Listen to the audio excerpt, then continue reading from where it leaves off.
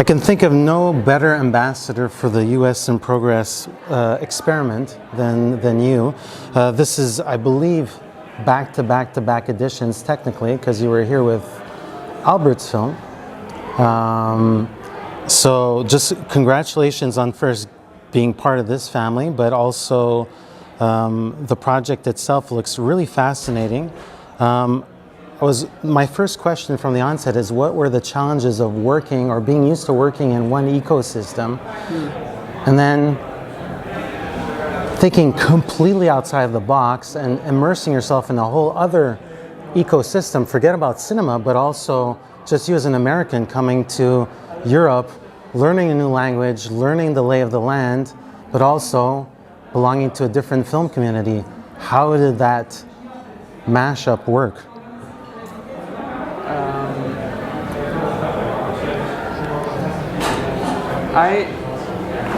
Over 10 years ago, I spent nearly a year living in Iceland. This is actually where I made my first feature, which was this hybrid documentary. Yes.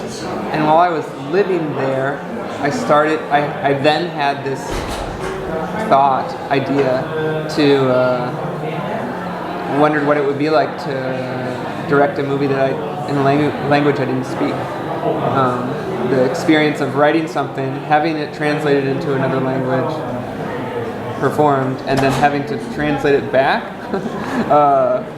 into English for the subtitles. I didn't know what that would feel like or what that would result in, but it sounded exciting and interesting. Yeah. It's like playing the game telephone with myself in some way. So that kernel of an idea had existed for a while. And then when I got connected and introduced to Poland and then found myself living here, I saw that here's this opportunity that has presented itself. And I've been making these movies, these small movies, and the point of making them this way is to have low stakes so that you can take high risks. Because you don't know if it's going to work or how it's going to work out, but that's okay because everything's not on the line. I hear you. And so, once again, here's an opportunity to make another movie, and what risks am I going to take this time? What experiments do I want to have? What theories do I want to test? And so, I wanted to find out what it was like to direct in a language you don't speak. Yeah. The project is called Eruption, but you purposely kept the Polish title. What's behind the choice in this case? It sounds more or less like what you were thinking, is you wanted to think in one language, but there's still a deliberate choice there. Yes, there are definitely deliberate choices, but mostly the choices I make are just because it makes me laugh. For some reason it's funny to me to have the movie not be called Eruption and then there be a Polish translation, but for it to be called Erupcja. And then if you call it Eruption, you're wrong. It's no, it's actually called. Yeah, you want to get the real title. There was even a moment where I was pondering if the movie should be called Vulkan po polsku, which is volcano in Polish. Okay. But it's volcano in Polish. That's quite a mouthful. And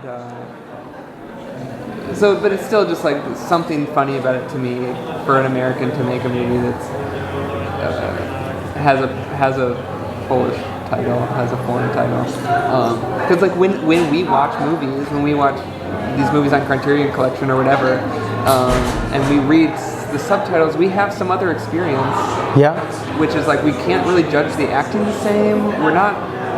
We're being distracted by having to look at the bottom of the frame to read the lines of the time. So we're actually kind of experiencing the cinematography differently. Yes. And so I'm why can't I take advantage of that too? And so it's me just sort of wanting to pretend that I am making a foreign film. You're doing your own five obstructions before you even have the film set. So I saw the first 20 minutes, and it's very much a melting pot of two different narratives, if you want to call it that. Did the chicken come before the egg, or the egg is there one idea that sort of haphazardly entered the frame, or was it always decided that you wanted two potentially parallel narratives to collide or coexist? Yeah, little bits of ideas that I knew when first starting to have conversations with these collaborators was that in this movie, in this story, there's going to be a character that speaks Polish and there's going to be a character that doesn't. Like, that's what I knew. So that already kind of like lends itself to being these parallel tracks of the Polish world thing. Mm-hmm. And then we're watching to see how those collide, how those intersect. But he's very much a muse in your filmography, and you use him here to quite satisfactory results. I thought he was humorous. I thought that was delightful. So how did he board the project? Did you always consider him for a role? He's one of my favorite collaborators, favorite people. I think he's an incredible actor with incredible range, and I enjoy giving him acting challenges. He enjoys receiving acting challenges.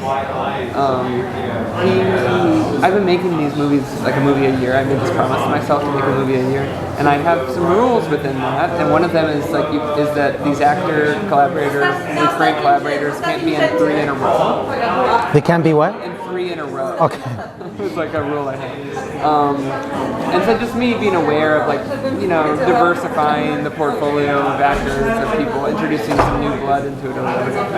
But Will wasn't in the last one. He wasn't in last year's movie. Okay. And so it's like, Will. You got to get him back on board. He can come back in. He's been off. He's been off for a while. Also, the way these movies kind of come about is there's like a location that sort of is there, and then I start to get a sense of who some of the actors are, especially maybe who some of the new ones are, and then you only have a few more seats on the spaceship, basically. And then it's just those remaining seats, kind of like looking at my stable, like my kind of like regular collaborators, and who of them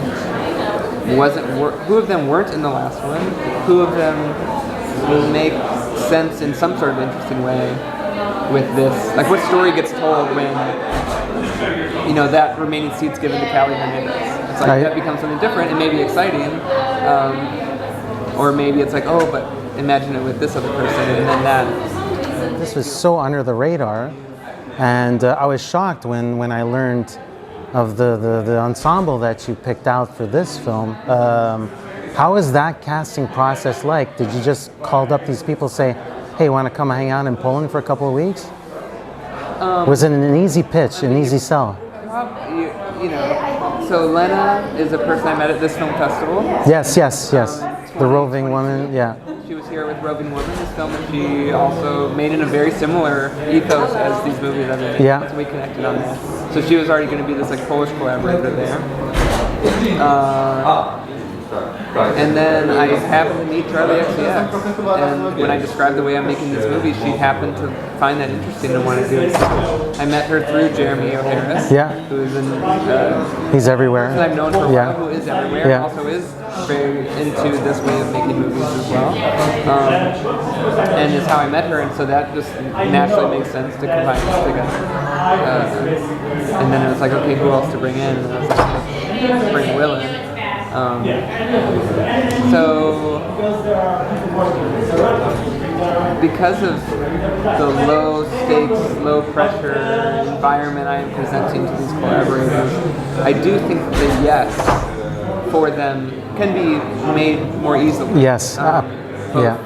With like what I'm asking, like the time I'm asking from them, in all aspects, where I'm not asking them to do like weeks or months of rehearsal or preparation or anything. It's just kind of like, if you just show up and be present for 2 weeks and we see what we make, then that's literally all I'm going to be asking. So my last question for you is, I think this is your 5th feature. You're 5 features in.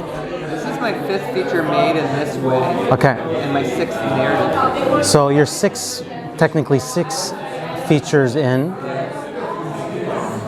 And we're at the US in progress, which means we're at the last stages before picture lock. Does it become less daunting to be in post at this stage? Does it become? Do you find a new sense of or source of creative energy? Like, what does it mean to you to be at the a couple kilometers away from the finish line? Just by doing it many times, you like sort of developed some muscle memory for it, as well as just an awareness of how the different steps of the process feel. And so that allows me to like kind of like relax within it, to let go, to just know that at this stage this is how it's going to go. A lot of it's unknown, you know, like you don't know what's next, you don't know what's going to work, what's not going to work, who's going to like it, who's going to not. But because I remember that bad feeling last time, it doesn't concern me that it feels bad again, because that's just essentially par for the course of it all. Well, I'm looking forward to seeing this film. It's probably going to hit the film festival circuit next year. The same goes for Albert's film as well, I believe, so it's going to be a double dose. And yeah, just I really got into the first 20 minutes, so I can't wait to see the rest of it. So thank you very much for your time, Pete. Hey, this is Eric from IONCINEMA.com. If you want to support us, subscribe below. For more reviews, interviews, film festival coverage from Sundance, Cannes, Toronto, you want to check out these guys on this side.